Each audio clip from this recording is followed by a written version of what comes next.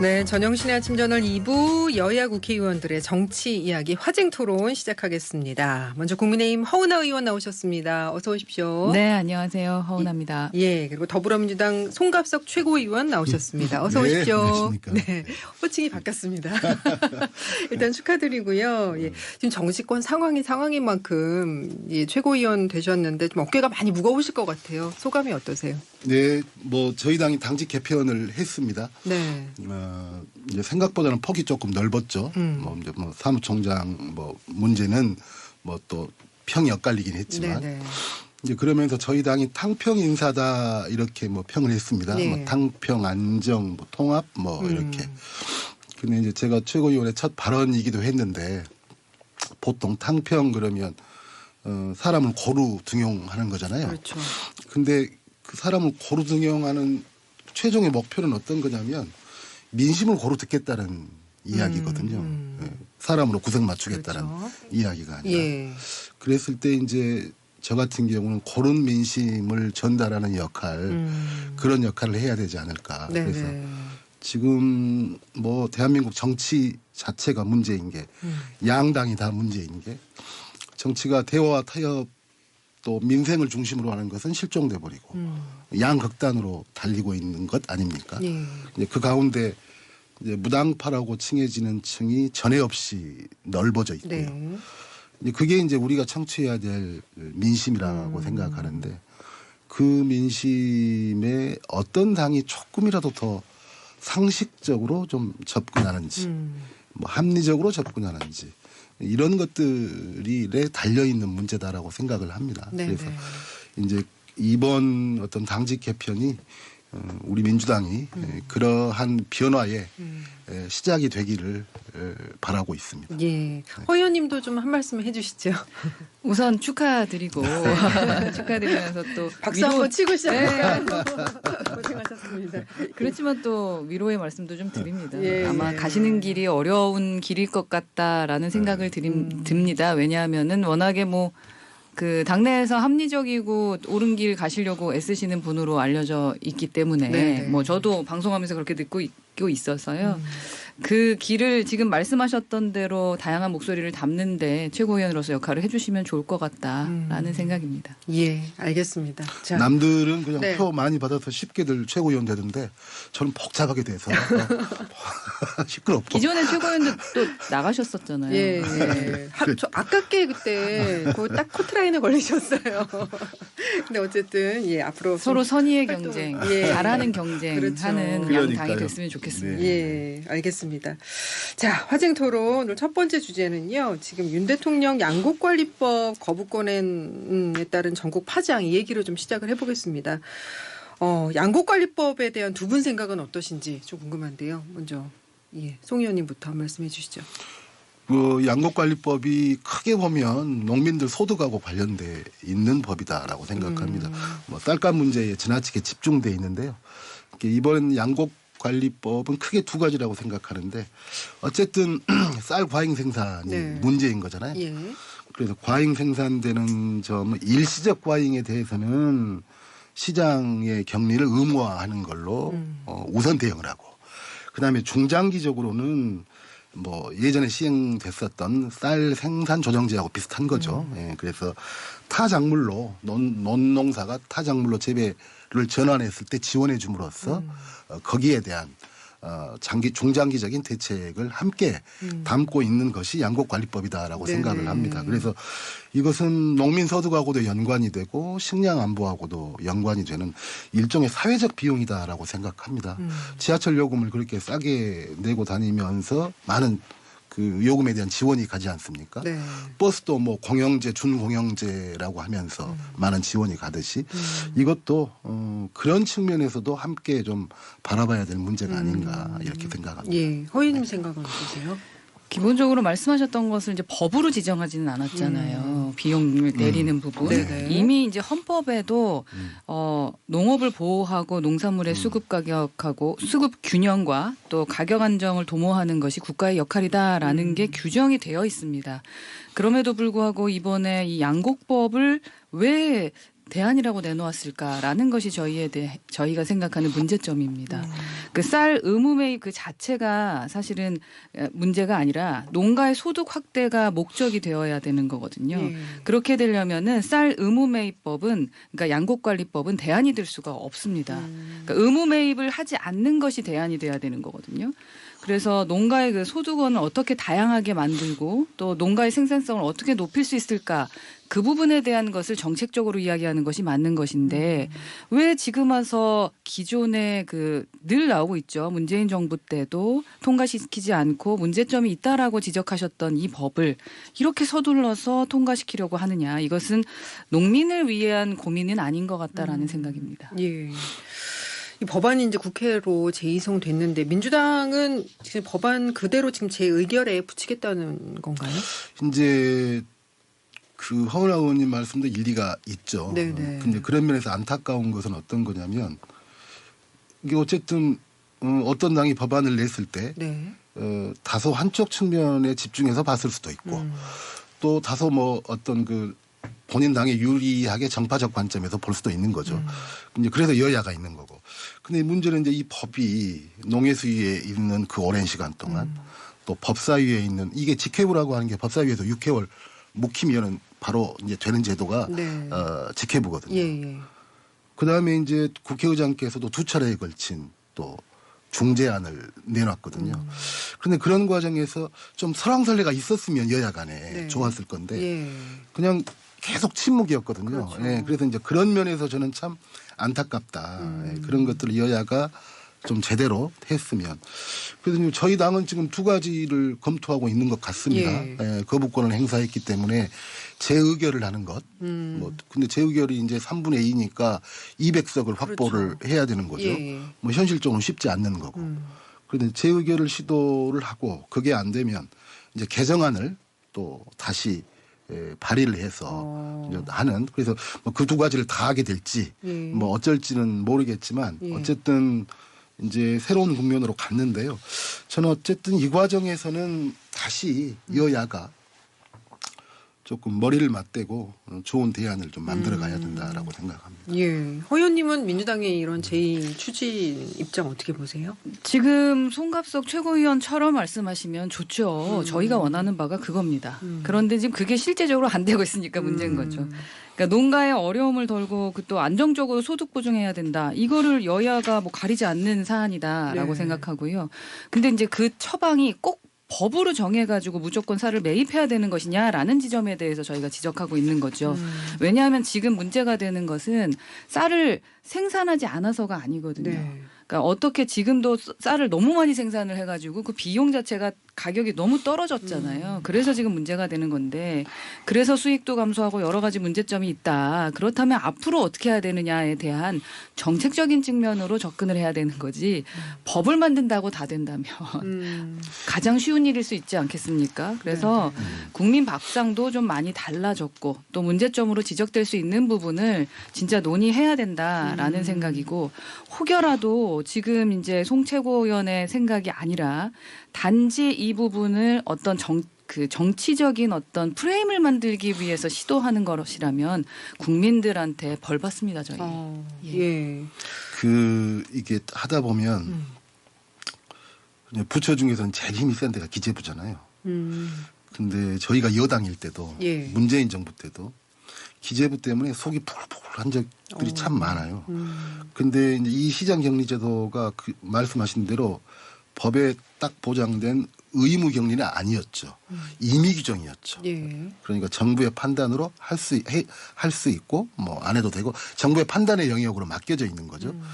근데 사실은 문재인 정부 때도 내부적으로는 상당히 그런 그 당내에 또 당과 정부 간에 그런 갈등이 있었습니다. 그래서 그때 이제 특히 농촌을 지역으로 중심으로 한 의원들은 문재인 정부 때도 굉장히 불만이 많았습니다. 분명히 정부가 할 수 있는 것을 해야 되는데 시장 격리를 제때 안 들어가는 거죠. 문재인 정부 때도 넉장 대처가 분명히 있었습니다. 그리고 이제 거기에서 가장 그 천병으로 논리를 내고 나온 것이 이제 기재부하고의 어떤 그 갈등이었고요. 이제 이러면서 시장 격리를 의무하지 않고 그냥 정부의 판단에 맡기는 한 우리 정부 때도 그랬고 지금 정부도 그렇고 이게 잘 안 되더라. 이제 이런 거죠 사실은. 그래서 어쨌든 이제 그런 것까지를 포함을 해서 조금 툭 터놓고 논의가 좀 돼야 된다라고 생각합니다. 예. 근데 여기서 이제 국민들께서 오해를 하실 수가 있는데 그렇다면 뭐 돈을 안 들였느냐 우리가 문제 해결 안 했느냐는 아닙니다. 문정부 때도 그렇고 지금도 거의 1조 가까이를 쓰고 있어요. 농민들을 위해서 네네. 쓰고 있고 다만 이번에 양곡법이 개정돼서 시행이 될 경우에 한국농촌경제연구원에서 발표를 했는데 초과 생산 때문에 80kg당 가격이 22년도 수확 기준에는 18만 원 가량이었는데 2030년에는 17만 원 정도로 하락이 예측이 되고 그리고 이 쌀 초과 생산이 22년도에 25만 톤인데 네. 2030년도에는 64만 톤이래요. 3배 가까이 증가됩니다. 이거 이제 초과된 거 어떻게 할 겁니까? 이걸 이제 어떻게 보관하느냐의 문제고 그걸 쓰지 못했을 때 그 양은 또 어떻게 해결할 것이냐에 대한 여러 가지 문제가 있기 때문에 대화하고 해결해야 됩니다. 자꾸 밀어붙여서 될 일이 아니다라는 것을 조금 생각해 주셨으면 좋겠고요. 이제 최고위원이시니까 좀 대화하자, 밀어붙이지 말자라는 말씀 좀 해주시죠. 예. 네, 자, 근데 문제는요, 이번 이 양곡법뿐만이 아니라 앞으로 방송법, 간호법, 뭐 노란봉투법 이런 법안들도 민주당이 줄줄이 직회부를 이미 했고 예고를 하고 있는데 대통령이 거부권을 행사하는 일이 앞으로 많을 거다. 국무회의에서 이런 얘기를 했다고 해요. 근데 또 대통령실에서는 뭐 관계자가 내 수첩에는 그런 내용이 없다. 뭐 이렇게 부인을 하기도 했는데 이렇게 그렇게 되면 이제 악순환의 정치가 계속 반복이 되는 거 아닌가 좀 걱정이 돼요. 네. 그러니까 어떻게, 문제는 예. 이게 답을 정해둔 채 이 타협을 하기 때문에 그러니까 타협 가능성을 사전에 완전 배제하고 진행하고 있다라는 것입니다. 제가 지금 방송법이 통과된 과방위 위원으로서 현장에서 봤을 때 참 어이없는 경우가 많습니다. 그래서 저는 이렇게밖에 생각이 안 들어요. 이게 예를 들어서 이 양곡법 같은 경우는 농민을 외면했다. 방송법 같은 경우는 뭐 국민을 외면했다. 간호법 같은 간호원들을 뭐 외면했다라는 프레임을 잡고 싶어서 이런 것이 아닌가 하는 생각이 들거든요. 사실 방송법을 제가 냈습니다. 근데 그 안에 저는 수신료 분리징수를 넣었어요. 그걸 3년 동안 대화를 나눴습니다. 근데 당시 여당이었던 민주당에서는 엄청나게 반대했거든요. 그래서 그게 통과가 안 된 거 아니겠습니까? 그런데 이번에 방송법을 갑자기 통과시킨 겁니다. 다수의 힘으로. 근데 통과를 시킬 때 재밌는 것은 포장지는 그대로 방송법인데 내용이 달라졌어요. 본인들이 원하는 대로 만들어 놓은 다음에 3년 동안 대화하고 타협했다. 그러니까 이건 통과시켜야 된다 하면서 지금 직회부 시켜버린 거거든요. 방송법 낸 사람 입장에서는 정말 황당합니다. 그리고 가장 중요한 것은 지금 수신료 분리징수 자체는 떼내버렸어요. 네. 그래서 제가 방송법에서 또 빠져버렸습니다. 이게 뭡니까? 이러한 사실을 모르는 국민들께서는 저 사람들 왜 저러냐 하면서 혹시라도 저희한테 문제 삼을까 봐 걱정이고요. 이렇게 되면은 국회의원 300명이 진짜 필요 없을 수가 있다는 얘기입니다. 이게 18개 상임위 나눠서 배치해 놓을 이유가 뭐가 있습니까? 그냥 상임위 무용론이 나올 수도 있다. 그래서 합의 없이 이게 어떤 추진이 되면은 부작용이 따를 수 있기 때문에 지금 저희가 계속 얘기하고 있는 타협의 정치가 제발 다시 살아났으면 좋겠다라는 것이 제 입장입니다. 예, 이 타협의 정치가 왜 안 되는 것이냐. 어제 민주당의 안민석 의원이 이 시간에 인터뷰를 통해서 좀 의견을 얘기했는데 일부 언론에서는 이 내용 받으면서 핵폭탄급 역대급 발언이 나왔다 이렇게 얘기를 했어요. 어떤 내용인지 일단 좀 들어보시죠. 왜냐하면 총선에서 국힘이 지게 되면은 레임덕이 있지 않겠습니까? 그렇게 되면 이제 차기 정권을 야당한테 다시 이제 뺏길 거고요. 그러면은 윤석열 대통령과 김건희 여사가 무탈하겠습니까? 아마 감옥 갈 것 같아요. 이제 그런 시나리오를 두려워하는 거 아니겠어요? 그래서 다시 역으로 어떻게 해서든 총선에서 가반을 확보하려고 총선을 승리하려고 하는 것이 윤석열 정권의 시장 최대 목표이지 않겠습니까? 그러면은 이제 지금 이 기조대로 갈 수밖에 없는 것이죠. 네. 이 얘기 들으시고 7277님께서 입이 보살이라고 했습니다. 대통령께 감옥행위라니요. 그 말하신 분은 본인이 업을 짓는 길입니다. 이런 의견도 주셨어요. 송 의원님 어떻게 들으셨어요? BBS가 요즘 히트를 많이 치네요. 네, 좀 저희가 좀 그렇습니다. 매우 부적절한 발언이죠. 이거 도대체 왜 이런 말을 아니 우리는 이러이러한 것을 하기 위해서 총선 승리하고 싶다. 또 총선 승리해야 한다.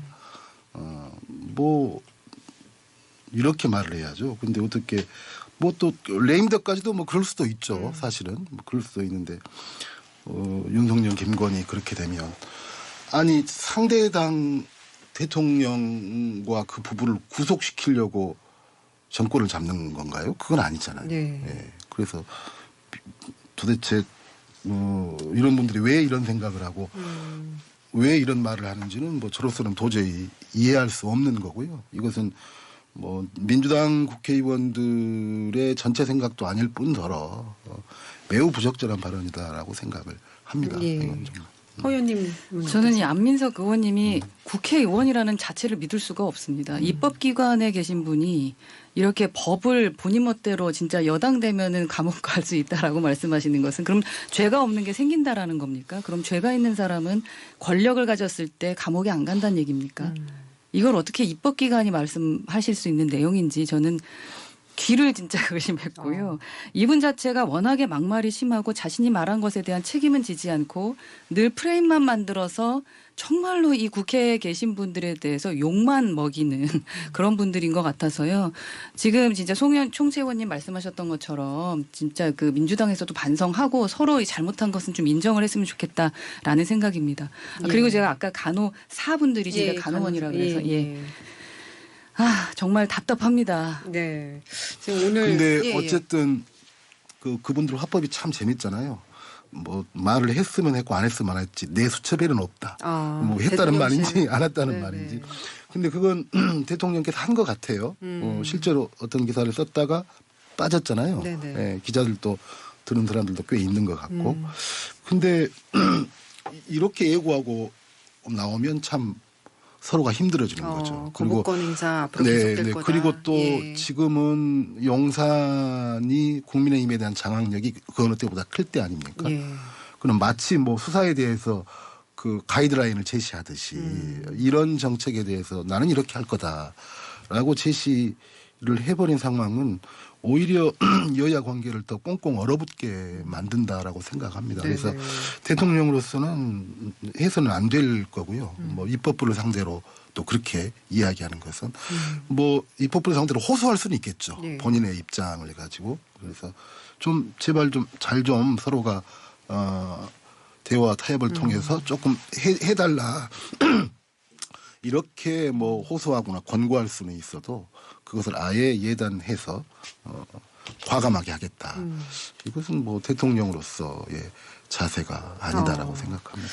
자, 지금 여야 간의 협치 소통 이 부분 계속 두 분께서 강조를 하시는데 지금 사실상으로는 불가능한 상황이 지금 계속 이어지고 있잖아요. 협치가 안 되는 상황. 사실. 그래서 지금 여야의 협상 카운터파트인 원내대표 선거가 지금 앞두고 있잖아요. 이 부분이 좀 중요할 것 같은데 먼저 국민의힘 내일 이제 원내대표 새로 선출이 되는데 수도권 친윤 대 TK 친윤 이렇게 대결이 된다고 하더라고요. 지금 어떻게 보십니까? 지역 안배론 생각하는 분들도 계시지만 그거보다 더 중요한 것은 원내의 리더십을 제대로 발휘할 수 있느냐라는 것이 더 중요할 것 같습니다. 그러니까 워낙에 총선 이끌어 가야 되고 말씀하셨던 것처럼 그 야당과 또 협치도 하면서 대화를 해 나가고 여당답게 끌고 갈 수 있는 원내대표여야 되잖아요. 그러니까 전략 좀 잘 잡을 수 있고 또 비전과 역량을 또 갖추고 있느냐 이런 부분들이 좀 중요한 것 같아요. 그래서 제가 봤을 때는 좀 본인의 리더십을 좀 발휘할 수 있으신 분. 그래서 그 조직 자체도 본인이 끌어 나가는 그 방향대로 조직을 끌어가실 수 있는 분. 그런 분이 되셔야 되지 않을까 하는 생각입니다. 2파전인데 어떤 분이 더? 두 분 다 훌륭하신 분들이셔가지고요. 네. 진짜 두 분 다 훌륭하십니다. 이분 웃고 계신데 눈은 안 오시네요. 웃으시네요. 민주당은 어떻습니까 지금? 그러니까 이게 물론 원내대표 선거는 의원들의 친소관계도 많이 작용이 되고 이러기 때문에 어떤 뭐 친윤이냐 뭐냐 또 뭐 저희 당으로 보면 뭐 친명이냐 비명이냐 이런 구도도 있지만 또 다른 것도 많이 개입을 하는데 근데 결국 국민들 보기에는 이런 것 같아요. 그 원내대표가 누구든지 간에 그 어떤 원내대표가 선택됐느냐. 그리고 그것은 저 당의 전체 지도부에서 어떤 균형적인 역할을 할 거냐. 이렇게 보이는 게 국민들한테는 제일 클 것 같습니다. 네네. 더군다나 이제 총선도 지휘해야 되는 지도부잖아요. 원내대표도. 예. 그 당의 넘버 2니까요. 그런 점에서는 뭐 국민의힘 같은 경우는 참 뭐 고약하게 뭐 누가 어떻게 돼도 뭐 뭐라고 평가하기가 뭐 힘든 그런 대결로 압축된 것 같고요. 아, 지금 부정적인 말씀이신 그렇죠, 겁니까? 그렇죠. 그다음에 이제 저희 당은 예. 아마 4월 말쯤에 마지막 주 뭐 어느 시점에 할 것 같은데 조금 이제 후보 구도는 조금씩 정리될 것 같아요. 지금 한 네네. 4분 정도 이러는데 예. 4분이 끝까지 갈 수도 있고 아니면 조금 정리될 수도 있고 이러는데 이제 비교적 선두권이다라고 하는 분들이 소위 말하는 그분들의 캐릭터나 이런 것들이 개파적 색채가 비교적 약한 분들이죠. 그런 거기 때문에 그런 점에서는 뭐 당내 통합이나 화합이나 네. 그런 점에서는 뭐 두 분 다 뭐 비교적 그 좋은 점수를 줄 수도 있을 것 같고 그다음에 이제 카운터 파트너로서 상대당과 협상을 할 네네. 때도 유연성이 있는 분이니까. 예. 근데 뭐가 좀 엇나가죠. 꼭 그 뭐 미국 대통령하고 한국 대통령이 그 진보 보수가 엇나가듯이 저희로서는 참 이렇게 합리적인 원내대표님이 계셨는데 이제 그분이 가시고 별로 이렇게 이런 분들이 또 이제 새로 올 것 같으니까 좀 그런 것은 엇갈리는 구도는 있는데 예. 저희는 조금 더 후보 구도를 좀 봐야 될 것 같습니다. 알겠습니다. 예. 저희가 잘못됐다는 말씀을 하신 건 아니라고 저는 생각합니다. 이번에 저희 원내대표 두 분 다 제가 봤을 때는 그분들께 기대를 하지 예. 않으면 그 리더십의 부재가 될 수도 있기 때문에 알겠습니다. 저희 잘 될 겁니다. 예. 2부는 여기까지 하고요.